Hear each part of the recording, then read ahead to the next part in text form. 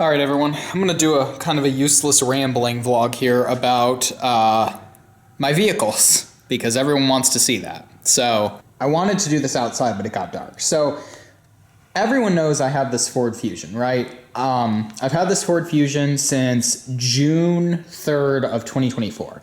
And I bought it because at the time, the car I was driving rusted out and I had a pickup truck, but the pickup truck couldn't be daily driven. Because the thing is, as a rule, pickup trucks are not good daily drivers, right? Because they're inefficient, they're hard to drive, they're not comfortable, and they're expensive to maintain. So pickup trucks are not good daily drivers. Maybe like the old school ones, like the little Ford Rangers were, but like F-150, what I had was no.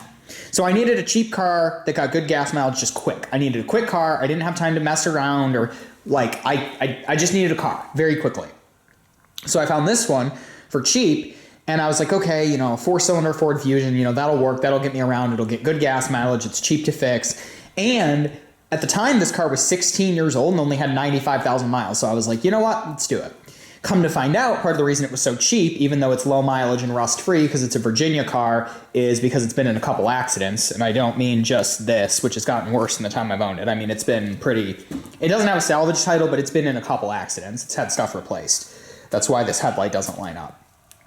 So I had this Ford Fusion, and then eventually this is my only car because I sold the pickup truck, and then I bought and sold another car, and I just had this Ford Fusion as my only car for a while because I felt like, okay, well, I've had two cars for a while, time to save some money, I'm going to sell them. So I had this one, and then in the summer, I was thinking about getting a second car again, and my dad was like, well, if you want to buy the Jetta, because this is his old car, lost focus. He's like, if you want to buy the Jetta, I'll start seriously looking for another car for myself, and then, maybe you can buy the Jetta. So I ended up buying the Jetta off of him for, damn near nothing. Cheap, for a Jetta, unheard of price. For any car in this condition of this age, pretty much an unheard of price. So... yeah, now I've got this awesome Jetta, and it's my favorite car I've ever owned, absolutely, and it's got me in the Volkswagen family 100%. I was in it before, too, but, yeah, I love this thing, and it's gotten me to be a Volkswagen lifer, an Audi, for that matter. I love all German cars, but Volkswagen especially. Volkswagen's my favorite company. So needless to say, I love this thing. So now I've got these two vehicles, and I'm kind of facing a dilemma, because, the Fusion is my daily driver. I drive this car every day. The Jetta... I usually drive, I'll drive it to work once a week, maybe on a Friday. If my mom and I are going out to dinner, maybe I'll take it because this car is in nicer condition, even though it has 50,000 more miles. If we go somewhere as a family, we almost always take the Fusion because it's got a bigger back seat, just because it's a bigger car. They look like they're about the same size based on how they're sitting here, but no, this is a bigger car. It's one size class bigger. So, yeah, what I kind of have been thinking about is, because this Fusion isn't really a car I picked out, I'm not really sentimentally attached to it. I'd sell it for something I like better, for sure. This car I'm going to keep forever. This car we've had since I was, I think, 14. It was the first car I ever drove, literally the first one. My dad and I were in a parking lot. He said, all right, time for you to try. So this is the literal first car I ever drove. And I just love it. I'm sentimentally attached, for sure. It's the car that got me into Volkswagen, pretty much.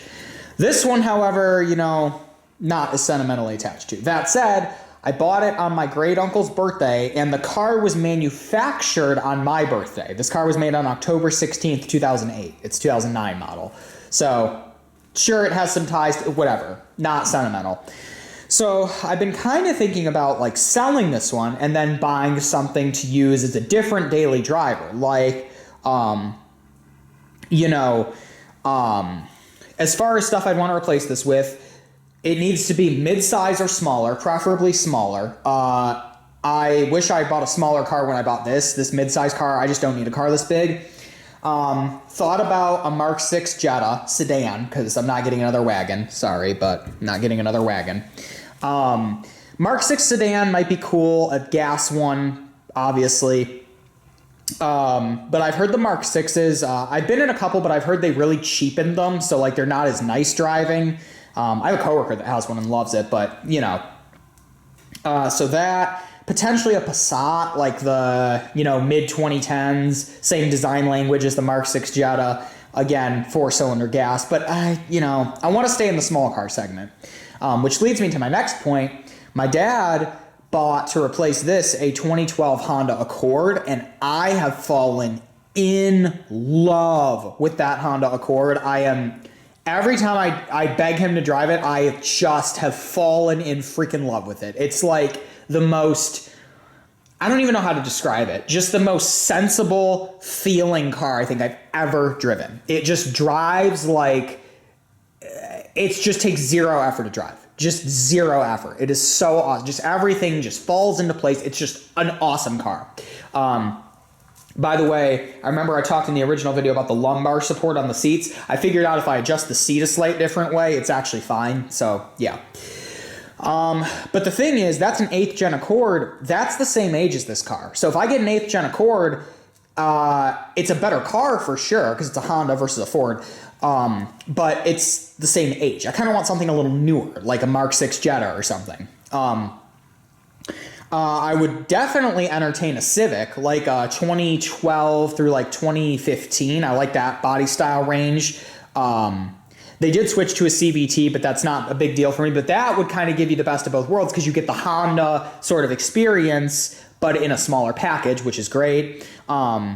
Because the other thing too is, as much as I like the Mark 6 Jetta or a Passat, if I have two Volkswagens, as much as I would love it, something just, if you're going to be a Volkswagen guy like I am, I feel like you kind of want to have just one, like, sensible car. One Honda, one Toyota. Just, because Volkswagens, I mean, if you've owned Volkswagens, they're kind of, they're a little temperamental, shall we say. You park it the wrong way up a hill and it doesn't start. That kind of thing. Not that that's a problem. That's just the nature of the beast with a Volkswagen. You don't buy a Volkswagen expecting a Honda, and I wouldn't be buying a Mark 6 Jetta expecting 2013 Civic reliability. But it would be nice, and that's why I feel like I'm willing to give a little and get the Honda instead, because I'm still getting a car I really like. It's just not a VW. Further down the list, I could potentially entertain a Corolla, like a 2014, 15, 16. Hell, even a Camry, maybe I could entertain a 4-cylinder Camry, but if I'm going to go midsize, I feel like I'd rather just get the Accord. Especially, I do like the 9th gen Accord, like the 13, 14, 15. They did a facelift around 15 or 16 that I don't care for. I like the earlier 9th gens, but I could definitely entertain a 9th gen Accord. Really like those, and I think they look really nice. I am not buying another American car. Sorry, Ford. I've owned 4 Fords, and they've been fine, but no. I don't think for the rest of my life, unless something crazy happens, I'm not buying another American car. I'm just done with it. Why would you buy an American car when you can get a VW, a Toyota, or a Honda? It's like, those are probably the 3 brands for the long haul I'm going to be sticking with. Just because. And so that's pretty much what I thought about doing. Of course, what I could do is sell both of these and get like a 2020 Passat or like a 2020 Accord or Civic. But I kind of like having the 2 cars. And as of now, this has been my kind of like sensible daily driver car. And it's been fine. It's been reliable. I haven't had a ton of issues with this car. I replaced the power steering pump. I just went through and got all the brakes redone because they were all grinding and bad. And some weird body symmetry problems, but that's because this car's been wrecked. It's not necessarily the Fusion's fault, which I will say, one thing I give this Fusion credit for over my dad's Accord, because these were sold at the same time, sportier driving experience. I know it's a Honda. I know people are going to lose their shit when I say that, but this car just drives smaller than it is. It feels smaller than it is. I think partially because this was a Mazda platform, that's why, but that combined with the bolstered seats, the handling for a mid-size car, I mean, this car handles great. I will say, pros of this Fusion, it handles amazingly, and it has absolutely spoiled me, because the first time I drove my dad's Accord, I went to drive it like I drive this around a corner, and I went, oh, I think I'm going to fall out of the seat. So, yeah, that's the one thing about the Accord, but it's much smoother. Much smoother engine, much smoother trans, much smoother, seats and interior and everything. It's just smoother. That's the other thing. No V6s. Whatever I buy has to be a 4-cylinder for simplicity and gas mileage, especially in a mid-size car. Not buying a V6 Accord for a multitude of reasons, VCM, trans issues, and I'm not buying a V6 Camry because fuel efficiency, whatever. Has to be a 4-cylinder unless it's an inline 5. That's my one exception. So yeah, I think top of my list still would be an 8th gen Accord if I can find, preferably, because the other thing is if I'm going to buy a car that's like nice that I pick out, because like I said, I didn't really pick out this car. There are things like I really want it to have cloth seats. I do not like leather car seats. I never have liked leather car seats. This car has leather and I don't care for it. I wish it was cloth. Has to be cloth, preferably a base model, has to be a sedan, has to be a 4-cylinder. And it has to probably be VW, Honda, Toyota, because I'm not buying a Mazda, definitely am not buying a Nissan, not buying a Subaru for fuel efficiency, probably not going to buy a Hyundai or a Kia, even though, I mean, I don't know, maybe some of the Elantras and the Fortes are decent, but nah, I'd rather just have a Honda. So, but that brings me to my next point. And that is next year, I'm going to probably be buying a house. So I'm trying to save all the money I can. So what I'm thinking about doing is kind of switching the roles of these cars and making this, the fun, cool car, my daily driver, making this my sort of, like, it's already a beater, but like my, you know, sort of second spare car that can sit a little, because that's the thing. I don't like leaving this car sitting, even though it does a lot of it. But the other thing, too, this car is clean for having 160,000 miles. This car has 112, and it's not as clean. That's the other thing, too, that I have a problem with. Because this car is such low mileage, I've been spoiled by it. The price I paid for this, which I'm not going to say, but it was cheap as heck. It was under $5,000, well under $5,000. Paid a little more for it than this, but both were well under $5,000.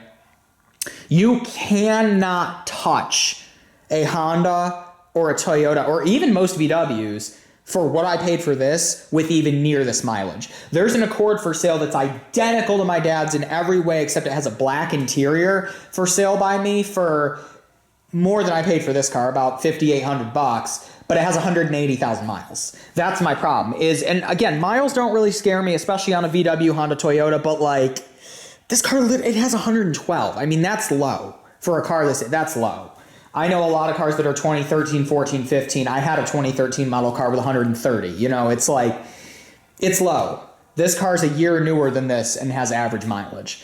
So what I'm thinking about doing is making this like my daily driver and this my sort of sitting car, my road trip car, because this car is smoother on long trips, which that's the other thing. If I get two VWs are not really made for highway cruising because they're comfortable, but I mean, a Honda Accord is way more comfortable. This, I would much rather take on a trip than this. And they get similar fuel economy anyway. This gets a little better in the city. This gets a little better on the highway. This car will hit like 36, 37 miles per gallon, believe it or not. I've done it and I have proof. So, yeah, this car will get very good gas mileage. So will this, but this gets better in the city. So, yeah, I'm just making this little rambling video to talk about that I am thinking about doing that. I'll show you what the insides of both look like. For 112, this car has a kind of beat up interior, but cloth, which I prefer. I replaced the headrests in this one with headrests from a 2012 because the 09 headrests are shaped like that, whereas the 12 headrests are adjustable. You can do this. The original headrests this car came with were like this, and I find that to be stupidly uncomfortable. That one's not adjustable. This one is. Have it all the way like that. It's way more comfortable. I hate that crap. I hate Ford for doing that. But yeah, seats are cloth and they're bolstered well. Partial power. Hate the steering wheel. Freaking flaky. This is why leather wrapped is better. Look at that junk. Then again, though, most foreign cars wouldn't do that, but, you know, mix American cars with that. And then the back seat. Back seat is kind of dirty, but it's very roomy. You can see plenty of room, very comfortable. There's an armrest. Seats are split folding. They fold down. I'll pop the trunk in the hood. Power windows. This Fusion is an SE model, so it's mid-level equipped. And it's got a good-sized trunk. I think my dad's Accord has a bigger trunk, but Pretty good sized trunk overall. I like that it has struts. That's nice. My dad's Accord doesn't have that, but my dad's Accord does have a bigger trunk. I think this car sacrifices trunk room for back seat room, which is fine. But then again, my dad's Accord has both big back seat and big trunk. So clearly they could do it. So could Toyota. I think the Accord has the biggest, the Camry has the middle, this has the smallest based on what I've seen. Doing this left-handed here. And it's a 4-cylinder, 2.3 liter. This is a good engine. It's slow as all hell, but it's a good engine. It's been good to me. Very easy to take care of. So there's that. And then the Jetta over here.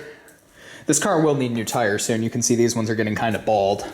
It's kind of hard to see. These are great tires, these BF Goodrich's. Probably not going to buy that again because they were so expensive, but they've been on here since 2019 and they've lasted. This car has Doral brand tires, which came with it, and they're fine, but Jetta, of course, has leather interior, partial power. Wish it was cloth. It's my only thing about this car I would change.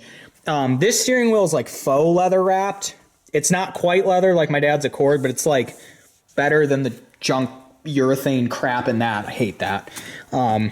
Just starting to get some discoloration, but your hands like, it won't do it, but they kind of stick to it. But yeah, partial power there. Back seat in this car isn't small, but I mean like, that's the difference between this and the Fusion. The Fusion's just a bigger car. This car has a pass-through, which is nice. The Fusion doesn't. But these seats are also split folding like the Fusion. My dad's Accord doesn't have split folding seats, which is interesting. It's single fold with a pass-through. Then again, though, it's better than the Camry. Camry doesn't fold at all. They're just pass-through only. Trunk, hood. You can hear this car has a power trunk opener. Also, you'll notice this car is missing a radio. That's on purpose.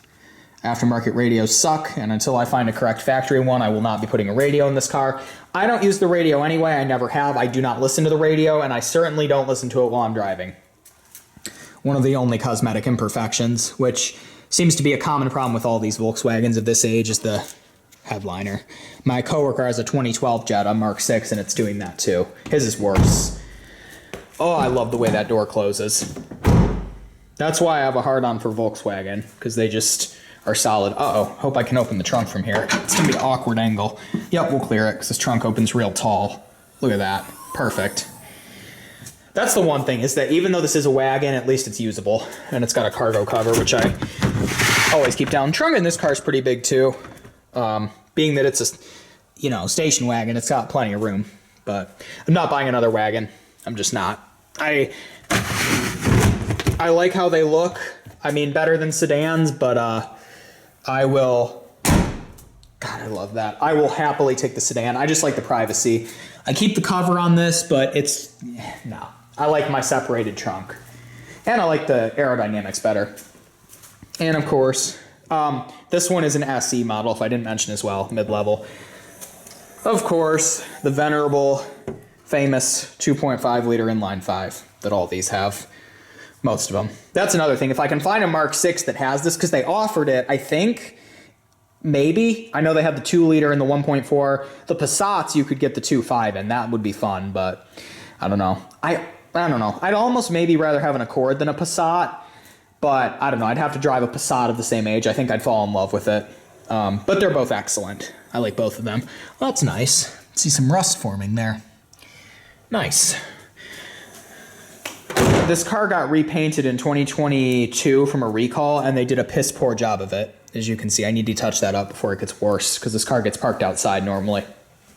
So yeah, that's my cars and my ranting. I think I'm going to try making this my daily driver, because I do love this car a lot. It's already got a ton of miles. I mean, it's got 161,000. This one's got 112. May as well let this one sit. I mean, it's a freaking Ford Fusion. It's not valuable. Going to drive the car I love into the ground, and then it'll probably either sit... Come on. It'll probably either sit or I'll fix it, whatever. So I'm just making this to talk about my cars and what my car intentions and situations are. I have to move that Mobile into this if this is the daily driver. I've always had that Mobile in my daily driver, but it's, as you can see, very hard to get up there. It's tied with many layers of string. Love that Mobile, even though it's falling apart. So yeah, that's going to be the end. Just ranting and raving about my daily driver. So TLDR, might switch positions on these. If it wasn't for the fact that I'm trying to save up and buy a house, I would just get rid of this already. I probably would have already done it and gotten an Accord or a Jetta probably, or even a Civic. But trying to save up, trying to buy a house, and it's not like this car's, you know, dying or falling apart. And it's not a Chevy Malibu, not a GM product, so things could always be worse, even though I'm not a fan of American cars as a whole. So TLDR, might switch, slightly longer version, might get a Civic, Accord, or Jetta to replace this at some point. Maybe next year. There's always next year. So thank you all for watching and listening to my rant. And if you guys want, maybe I'll make longer like startup videos of these cars or whatever. So that's it. Peace. Isaac24.com. Close the lens cap.